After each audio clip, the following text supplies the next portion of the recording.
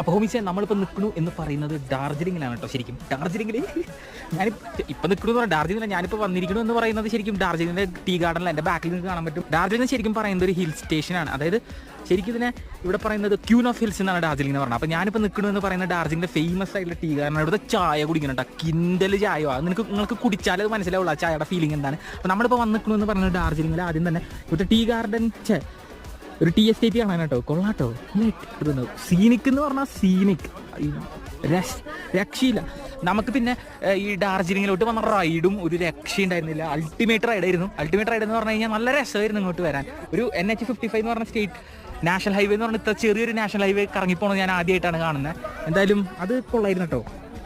നമുക്ക് ഈ ഗാർഡൻ ഇന്ന് കുറേ ലൊക്കേഷൻസിലോട്ട് നമ്മൾ പോകുന്നത്. അതിൽ ആദ്യത്തെ ഒരു ലൊക്കേഷനാണ് ഈ നമ്മൾ ഈ കാണുന്നതെന്ന് പറഞ്ഞു കഴിഞ്ഞാൽ ഡാർജിലിങ്ങിലെ ടീ ഗാർഡൻ. നല്ല രസമുണ്ടല്ലേ ടീ. ഇതൊക്കെ ദേ നിൽക്കുന്നതാണ് ചായല. നമുക്കൊരു ചായല പൊട്ടിച്ചോക്കാലോ കേട്ടോ. ഇതിൽ നിൽക്കുന്നതാണ് ചായല.